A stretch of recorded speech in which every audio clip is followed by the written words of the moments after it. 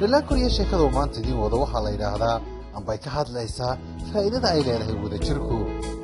waxaa la yidhi carruuray waqtiyada ka mida oo hore ayaa waxa dhulkaymaa ku wada noolaa raxan xayawaana. waxay ka koobnaayeen noocyo kala duwan, waxaana ay lahaayeen dabeecado kala duwan, laakiin waxay ku midaysnaayeen oo ay ka wada mid ahaayeen ku noolaashiyaha ayga. waxay iska kaashan jireen maalmaaba wixii la soo dashay noloshooda, waxaynay ahaayeen kuwa ay noloshu midaysay. tusaale ahaan waxaa ka mid ahaa xayawaankaas daanyeer oo ahaa mid aad u edab daran. waxaa sidoo kale ka mid ahaa xayawaanada halkaas ku noolaa damagaale oo isagoonu ahaa mid cabsi badan. tusaale waxaa kaloo ku noolaa libaax oo ahaa geesdi.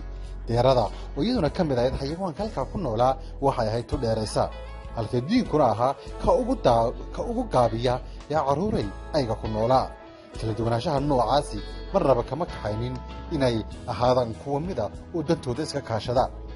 muddo waxay saa ugu wada noolaayeenba waxa uu helin jiray xayawaankaas oo isagu ahaa midaan la mahadin tuke. tuke waxau ahaa mid ay ku jirto xaasadnimo xad dhaaftay iyo qabweynaani. waxa uu samayn jiray cunooyinka uu soo qaato ee uu bannaanka ka soo helo ayaan haba yaraatay sida xayawaanka kale caadada u ahayd aanu oggolayn in lala qaybsado.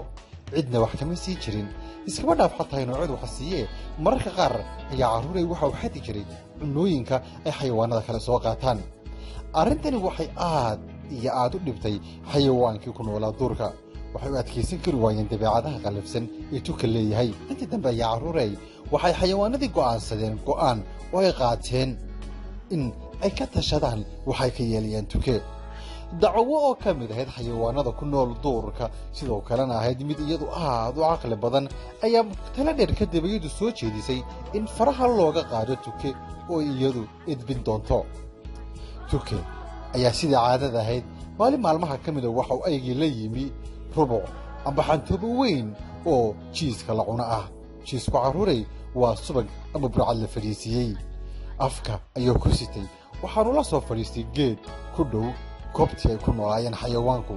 sidii caadada u ahayd ayaa markii uu ku hubsaday oo lugaha la helay jiro dallaan ka mida geedka waxa uu bilaabay cunista jiiskiisii. daawo oo in muddaaba goob aan ka fogayn kala socotay arrinkiisana eegaysay ayaa dhankiisa u soo dhowaatay. wayse soo hoos taagtay, markaasay tiri maalin wanaagsan saaxiibkiow, maxay tahay waxaa tanaad maanta cunaysaa?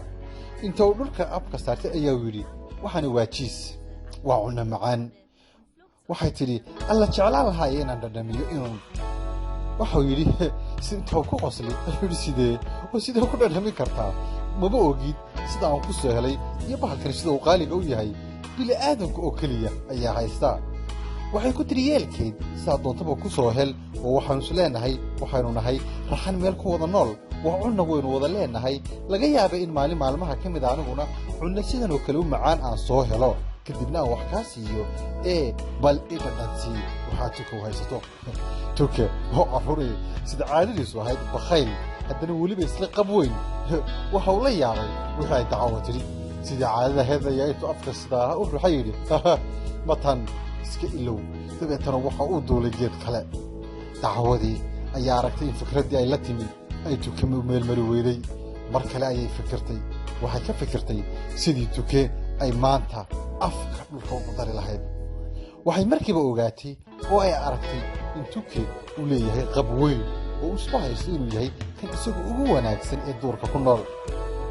waxay kaga daba tagtay geedkii kale uu joogay, waxaana tidhi ahaa waan kugu ciyaarayay, ma ogtahay dhab ahaantii waxaan kugu imid waxay tahay waxaan doonayey oo aan maqlay inaad tahay heesaaga ugu fiican ee aygan ku nool.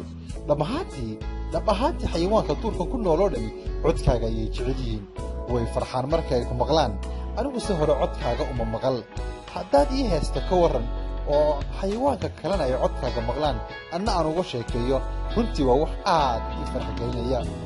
tuke oo ah nin aad u qab weyn oo runtii jecel in ummadda kale ammaanto, iskuna haysta inuu yahay kan ugu codka wanaagsan ama kama fadilan xayawaanka kale, ayaa markiiba waxa uu ilaabay cunadii afka ugu jirtay waxaana go'aan ku gaadhay inuu heeso afka ayuu kala qaaday markaasuu ku dhuftay codkiisa xaqiiqada marka laga hadlayo cidana aanay jeclayn balse isagu weligii moodi jiray inuu yahay fanaanka duurka markii uu ba afka kala qaaday ayaa cunadii ka soo dhacday dacawo oo diyaar ahayd ayaa markiiba intay boodi afka u dhigatay markaasay leeftay markaasuu isna hoos u raaracay weli waxa uu moodayaa in dacawo ay heestiisa dhegaysanayso laakiin intii qosasho ayay tiri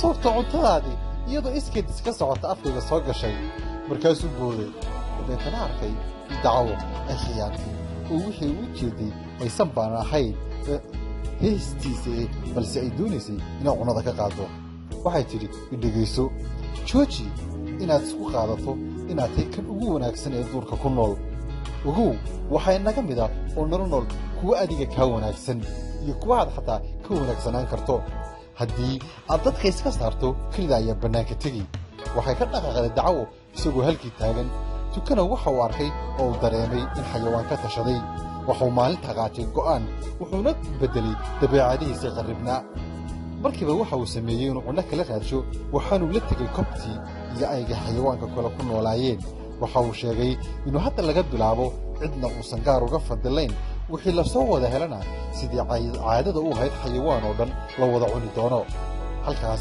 ayaa tuki waxaa ku edbisay dacawo carruurey sheekadan waxaad ka baratay wadajirka iyo wada noolaashuhu macnaha uu leeyahay ballaan koriye ayaa idiin soo teginayay toddobaadka kalena sheeka tartagta ayaanu isugu iman doonaa maalmuhu haydin wacnaadeen ayaan channel ayaa ka dhegaysanaysin waa youtube-ka carruurey ka heli kartaan mar kasta ayaama wacan ayaanu idin leenahay